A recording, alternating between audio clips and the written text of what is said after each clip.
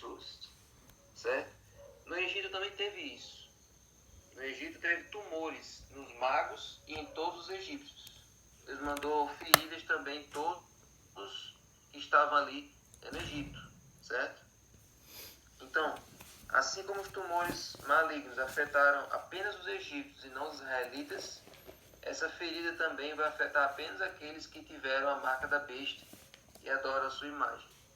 Por isso, gente, que isso é importante. O povo pensa que, isso aí é só detalhe, esse negócio de marca da besta e selo de Deus. Isso aí só vai significar que quem tiver a marca da besta vai continuar comprando e vendendo, e quem tem o selo de Deus não vai poder comprar nem vender. Mas não, gente. A implicação de você receber o selo de Deus é uma implicação grande. Além de não comprar e vender, você vai fugir, vai se esconder, mas vai ser protegido por Deus. Embora você esteja sendo perseguido, ameaçado de morte, os anjos de Deus vão te proteger. Agora, se você receber a marca da besta, gente, você pode continuar comprando e vendendo. Só que você vai passar pelas 7 pragas. Então, a primeira praga é essa. É a praga das úlceras. Imagine seu corpo todo cheio de úlceras. O seu corpo todo cheio de feridas incuráveis. Feridas terríveis pelo seu corpo inteiro. Então, esse é o perigo de você ir pelo caminho da maioria. Esse é o perigo de você ir pelo caminho onde todo mundo está querendo ir, certo? Então, gente, essa foi a praga das úlceras. Agora veja um detalhe aqui. Nós vamos ver já já. Então, vamos agora para a segunda praga. Segunda praga está no capítulo 16, verso 3, que diz assim: derramou o segundo a sua taça no mar, e este tornou em sangue como de morto, e morreu todo ser vivente que havia no mar. Certo? Então, gente, essa é a segunda praga. Okay? E essa segunda praga, toda a água do mar, ela se transforma em sangue como de morto. Ok? E o mar, ele serve de rota para o comércio e as relações entre os povos. Então, além de ser além da água do mar, que é uma água salgada, que é uma água que não dá para se beber, além disso, a água do mar ela serve para o trânsito dos cruzeiros, dos navios, né, tem aqueles, todos vocês sabem, né, que existem entre alguns continentes, uns cabos de internet que passam por debaixo do mar, pelo fundo do mar. Imagina o mar inteiro se transformando em sangue. Isso é uma coisa terrível de se imaginar, certo? Então, essa praga tem o propósito de mostrar o desgosto de Deus com o plano de Satanás. Oi? Naquela época, o mar era a mesma noção de oceano. Isso. Então, pelo que eu acredito aqui das pragas, como elas não vão ser universais, eu acredito que todo o oceano não vai virar sangue. Acho que vai ser só nas partes onde tem população, ali nas praias, ali. Não vai ser assim todo o mundo inteiro por causa da questão do ecossistema. Senão ia ser algo... A gente sabe que tudo na natureza que Deus planejou, que Deus criou, é tudo interligado. Então, se uma coisa fica totalmente inutilizada, como a água, é algo terrível de a gente imaginar, porque a água é que mantém esse mundo vivo, é o que mantém a natureza viva, o que mantém a gente vivo. Então, talvez não todo o oceano vai virar sangue, mas somente algumas partes, somente nas praias, ali perto de algum continente, enfim. E os mares em si, porque existe o oceano, que é aquele grande corpo hídrico, e tem os mares. Aqui no Brasil não tem mar, mas lá no Velho Mundo tem muitos mares. Tem o Mar Morto, o Mar Mediterrâneo, enfim, Mar Negro. Então, gente, talvez esse sangue seja mais a questão de cheiro e cor, mas não em composição, não vai ser um sangue propriamente dito. Então, essa vai ser a consequência. Os mares vão se transformar em sangue. E a gente vê um paralelo assim com as pragas do Egito. A primeira praga das 10 pragas do Egito foi o rio Nilo se transformando em sangue, certo? De forma que os egípcios não podiam nem beber da água do rio. E talvez nem transitar por ele, porque não tem como você colocar um barco num rio em sangue. Não vale a pena. E os peixes morreram também. Então, da mesma maneira, o mar vai ser afetado na segunda praga do Apocalipse, certo? Agora vamos para a terceira praga. A terceira praga diz o seguinte. Olha o mar em sangue. A terceira praga diz o seguinte. Derramou o terceiro anjo a sua taça nos rios e nas fontes das águas, e se tornaram em sangue. Então, gente, assim como o segundo anjo, o terceiro também vai derramar a sua taça sobre a água. Mas agora são afetados também os rios e as fontes das águas. Veja que na segunda era o mar se transformando em sangue. Agora nessa terceira é os rios e as fontes das águas.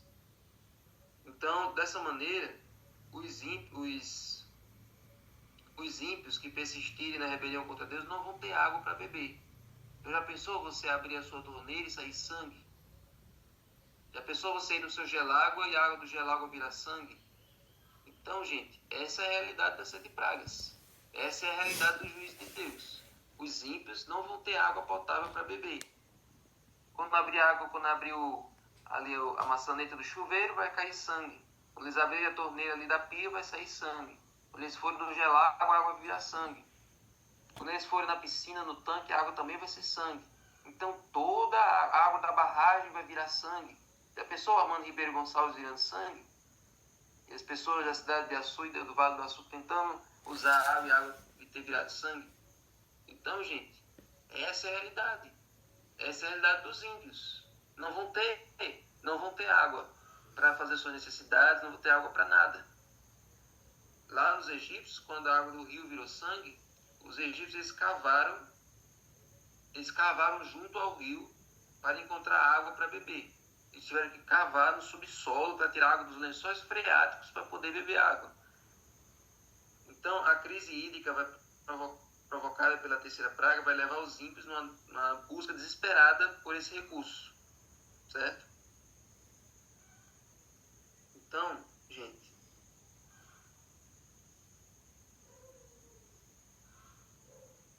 o desespero deles vai ser proporcional à sua ira contra o povo de Deus. Porque, embora a água falte para os ímpios, embora onde quer que eles procurem água tenha virado sangue, para os salvos a água vai continuar potável. Amém. Onde quer que os salvos estejam, se eles forem atrás de água, a água vai ser natural, a água vai ser normal. Deus vai operar esse milagre.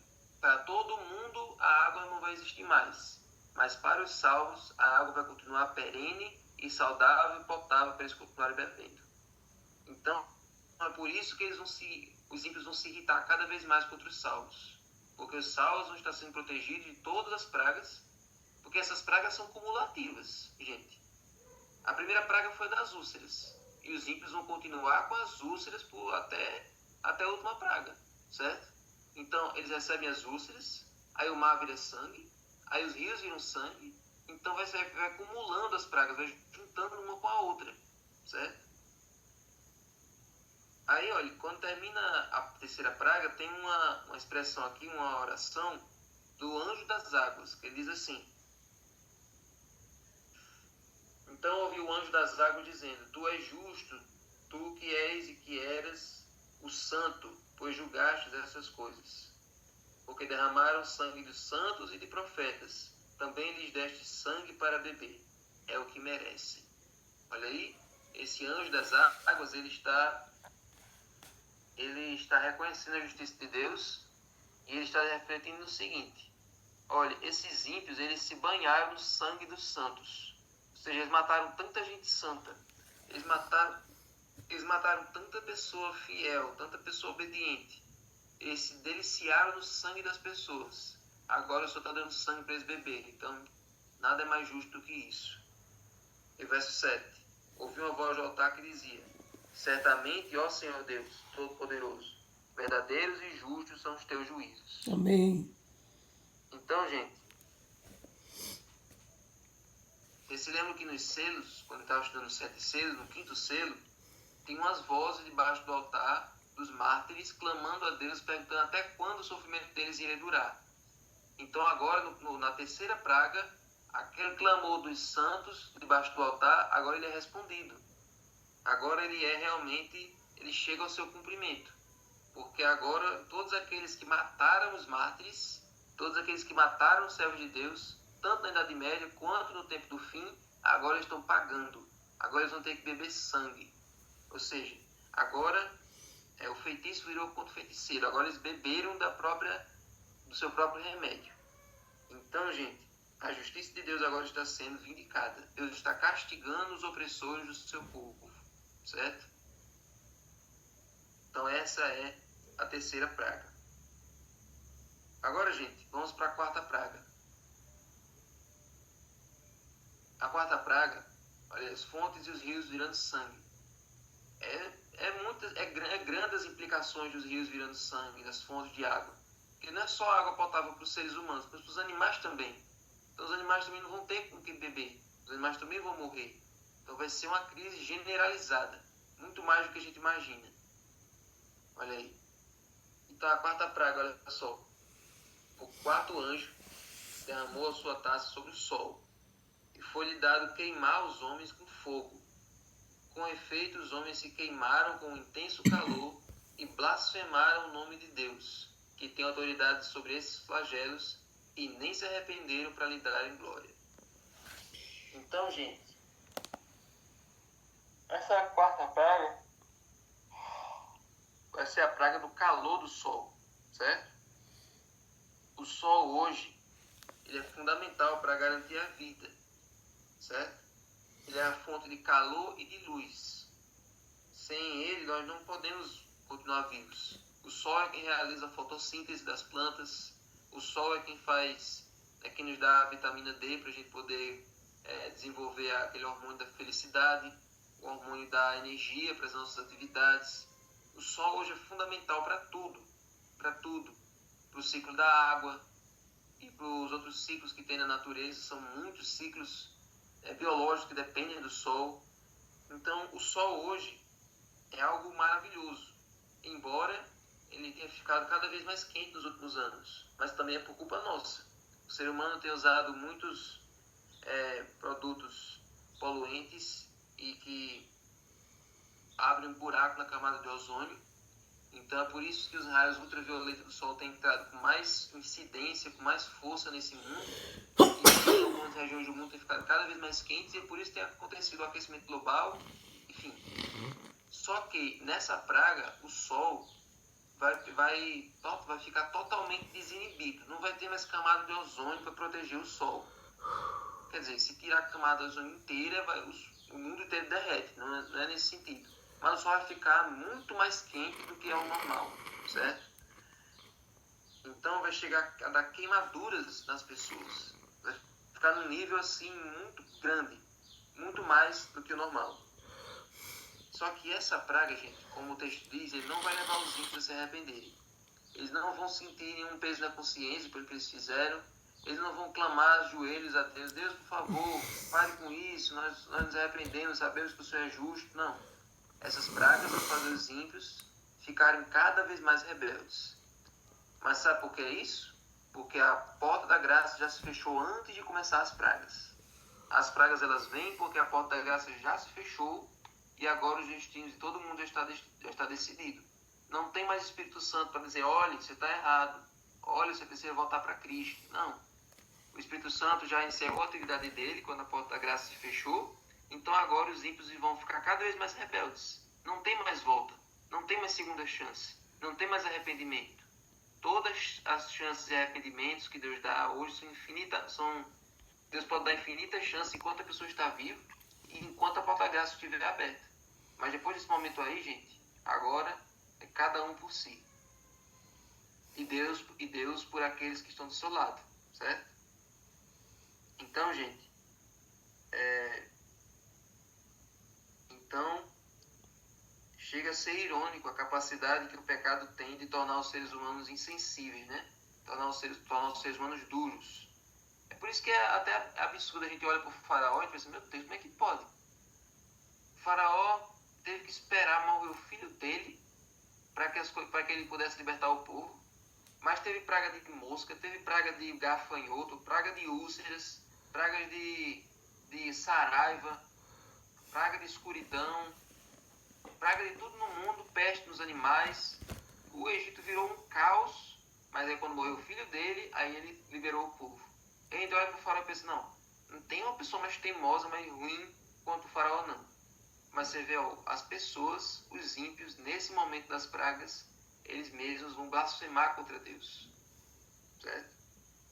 Então aquele que fez o sol, aquele que criou o sol, aquele que fez o sol parar, vai ser o motivo do escárnio das pessoas. É por isso que vale a pena aquele ditado. O mesmo sol que amolece a cera endurece o barro.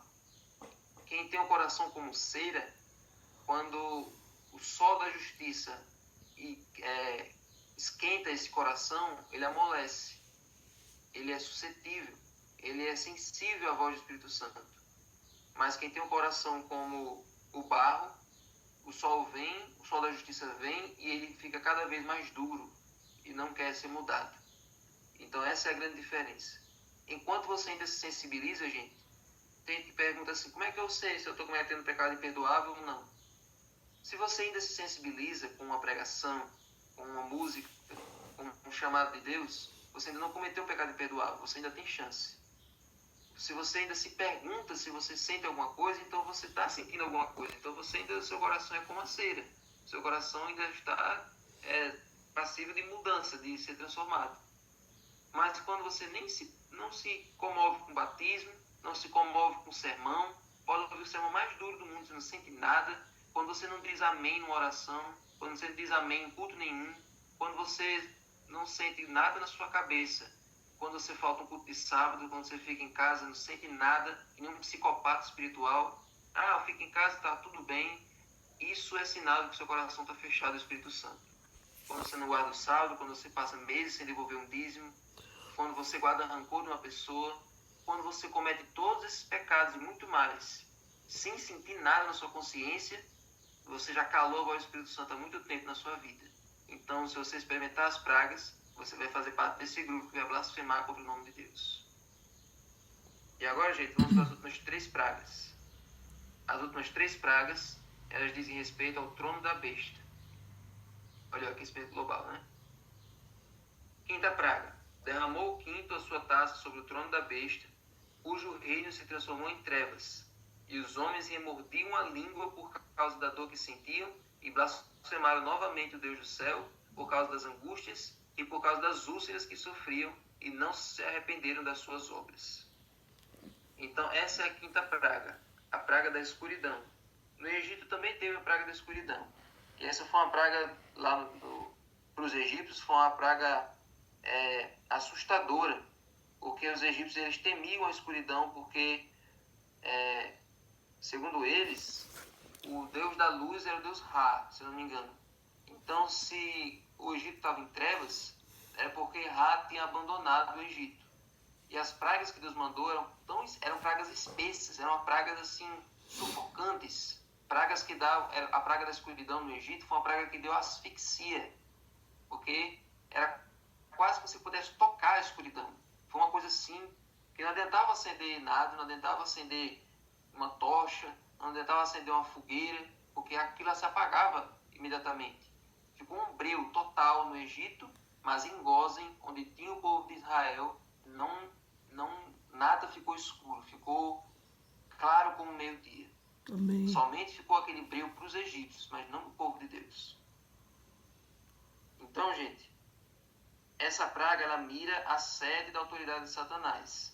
Vocês se lembram que foi Satanás quem deu poder à besta do mar, certo? Não sei se vocês estão lembrados disso, mas lá no Apocalipse 13, a besta que sobe do mar, o dragão, capítulo 13, verso 4.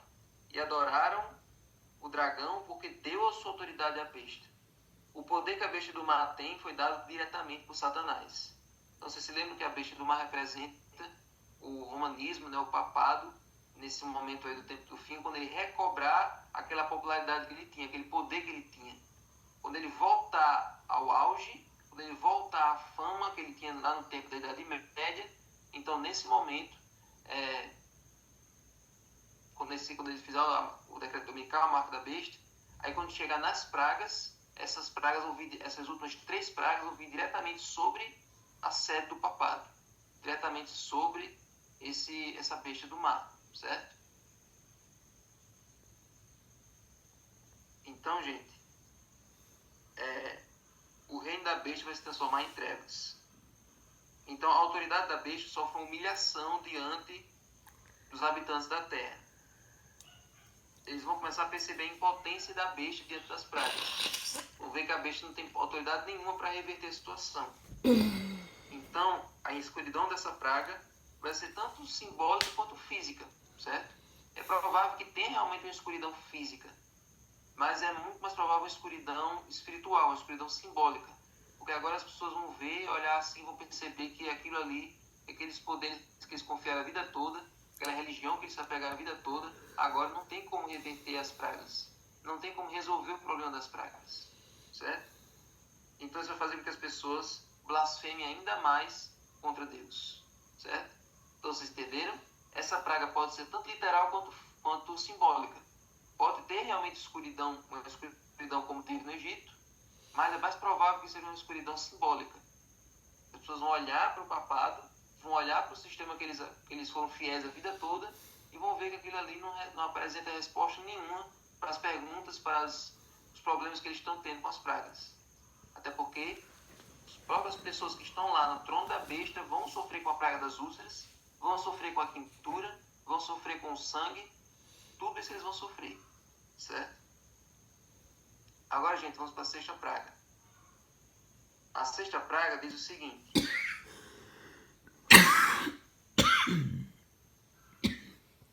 a 6ª praga afirma o seguinte, derramou o cesto sua taça sobre o grande rio Eufrates, cujas águas secaram, para que se preparasse o caminho dos reis que vem do lado do nascimento do sol. Então, vocês se lembram, gente, que como foi que Babilônia caiu? Babilônia tinha um rio que passava no meio, que era o rio Eufrates, e quando teve aquela noite de Belsazar, que a mão escreveu na parede, o rei Ciro, que era o rei da Pérsia, chegou, secou o rio Eufrates, mudou ele de direção para poder destruir Babilônia.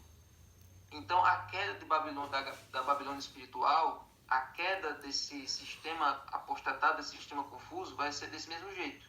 O que representa rio em profecia? Rio em profecia representam povos, pessoas.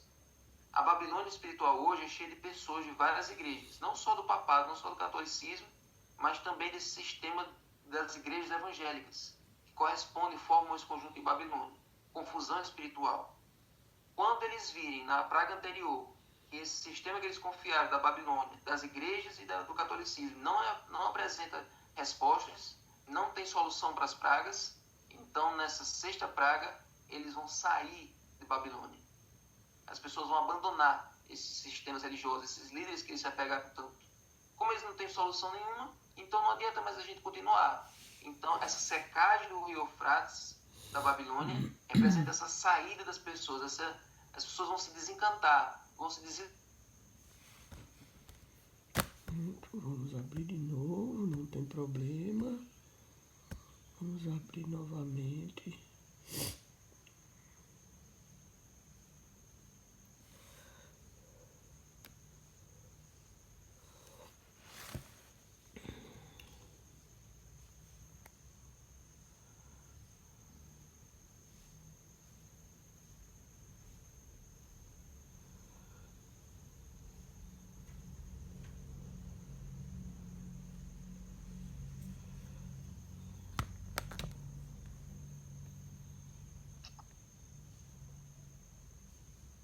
Ainda não, vamos fazer com esses 15 que estão aqui.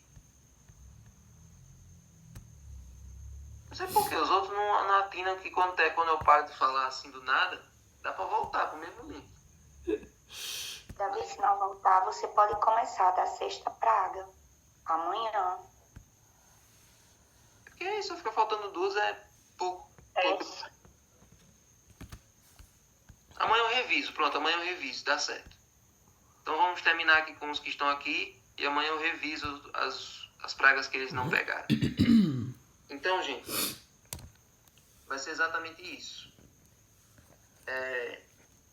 Então vai ser esse secamento do rio Eufrates. As pessoas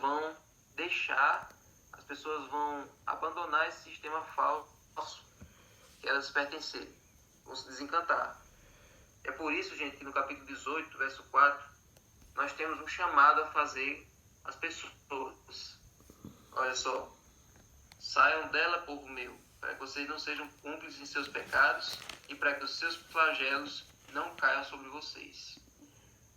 Hoje, nosso dever, como adventista do sétimo dia, não é acusar ninguém, certo? Não é dizer que a pessoa vai para o inferno, não é dizer que a pessoa vai sofrer. Nós não podemos chegar com essa abordagem.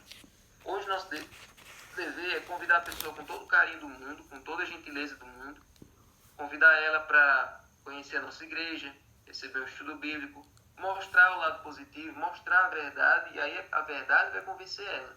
Não é nossas palavras, não é o que a gente diga, não é uma pressão psicológica, é a verdade de Deus que vai convencer a pessoa. Mas nesse momento aí, gente, quando estiver já ali no tempo do fim, no fim do tempo do fim, no alto clamor, a nossa mensagem vai virar uma mensagem desesperada.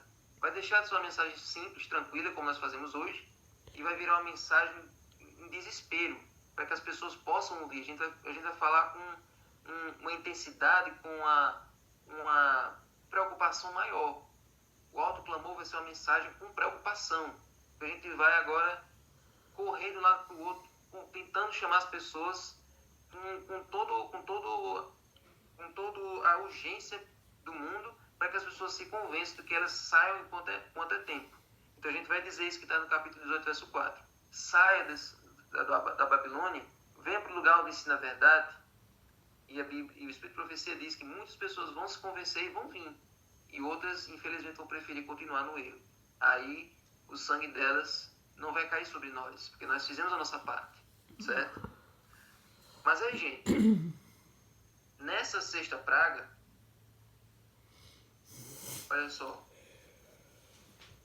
ainda nessa sexta praga diz o seguinte: então ouvi sair da boca do dragão, da boca da besta e da boca do falso profeta 3 espíritos imundos semelhantes a rãs, porque eles são espíritos de demônios, operadores de sinais, e se dirigem aos reis do mundo inteiro com o fim de ajuntá-los para a peleja do grande dia do Deus Todo-Poderoso. Então, gente, o que são esses 3 espíritos imundos semelhantes a rãs? Esses 3 espíritos imundos, eles representam aí, essas 3 coisas aí juntas, são 3 instrumentos de Satanás, são 3 instrumentos do mal, certo? E Satanás vai usar nesse momento aí, certo? Então, vocês se lembram que lá no Egito também teve a praga das rãs, certo? Então, o que é que representa isso daí? Olha, aí antes diz o seguinte: a boca do dragão, da boca da besta, da boca do falso profeta. O que é o dragão, o que é a besta, o que é o falso profeta? O dragão representa Satanás, certo? Essa besta representa o papado. E esse falso profeta representa o protestantismo apostatado, certo? Então, esses 3 espíritos imundos vêm desses 3 agentes. O dragão, que é o próprio Satanás, o arqui-inimigo de Deus, a besta, que representa o papado, e é o falso profeta, que representa o protestantismo apostatado. O que é isso? Protestantismo apostatado. O protestantismo não foi um movimento que começou com Lutero, que começou as igrejas evangélicas, que começou protestando contra o catolicismo, protestando contra o papado? Pois é, agora ele não está mais protestando contra nada. Então, ele vai ser um protestantismo desviado. São todas as igrejas evangélicas que não estão mais fazendo o seu papel de protestar, mas que agora aderiram ao sistema do papado e fazem parte do mesmo bolo. Então, eles vão se juntar para a peleja do dia do Deus Todo-Poderoso. E o verso 16 diz que eles vão se ajuntar num lugar que em hebraico se chama Armagedon. Gente, Eu vou parar por aqui, para não ficar muito extenso. Mas, gente, vocês estão todos percebendo aí a realidade das pragas. Vocês estão percebendo aí, gente, o quanto isso é sério. O mundo vai ficar em dois grupos. Quem ficar do lado de Deus vai ser protegido. Mas quem quiser ficar contra Deus, gente, vai sofrer as consequências. Não é melhor ficar do lado de Deus? Não é melhor ficar do lado da verdade? Não é melhor ficar do lado daqueles que vão ser protegidos quando o mal vier sobre esse mundo? Então por que as pessoas ainda preferem ficar no erro? Por que trocar o eterno pelo temporário? O que é duradouro pelo que é efêmero? O que é saudável pelo que é prejudicial? Por que ficar duvidando para que lado vai seguir? O que espera para aqueles que ficam do lado de Satanás é só ruína, é só desgraça. E os que estão do lado de Deus é só vitória. Apesar das lutas, apesar das perseguições, nós temos a certeza que Deus não nos abandona e que nós temos um céu nos esperando. Por isso, gente, a orientação do salmista é: não tenha inveja do ímpio. Ou melhor, a orientação de Salomão: não tenha inveja do ímpio. Não tenha ciúme da riqueza que ele tem, da aparente prosperidade que ele tem, porque tudo isso vai passar. Tudo isso é temporário, nada disso ele vai levar com ele quando ele morrer. Então, coloque-se do lado do povo de Deus. Receba o selo de Deus hoje na sua fronte, para que você possa estar do lado certo quando o mundo ficar dividido, para que você possa ser arrebatado e ver Jesus ao vivo, quando ele voltar. Amém. Amém. Então amanhã, gente, eu vou revisar esse detalhe aqui, principalmente para aqueles que saíram agora. Eu vou começar a partir das quinta, sexta praga. Então amanhã nós ainda vamos estudar 7 pragas, só esse finalzinho. E aí aproveite vocês, decoram o que vocês viram hoje, e os de amanhã vão ver novamente pela primeira vez. Então vamos orar agora. Senhor Deus, te agradecemos pela luz que nós recebemos da tua palavra. Sim, Deus. Por todo esse esclarecimento que nós temos para nos preparar. Nos ajuda, Senhor, a entender que o Senhor é amor e também a justiça. O Senhor, por amor ao teu povo, só vai castigar os ímpios. Mas ajuda, Senhor, que nós possamos convencer nossos parentes, nossos amigos, nossos familiares, de que eles estão no caminho errado e que eles precisam ir para o caminho certo. Para que eles não participem disso aqui. Para que eles possam sair do sistema falso deles enquanto ainda dá tempo. Enquanto ainda existe graça. Por favor, Senhor, nos ajuda a abrir a porta do nosso coração para o Senhor todos os dias. Sim, Deus. Pedimos em nome de Jesus. Amém. Amém. Amém. Fique com Deus. E até amanhã.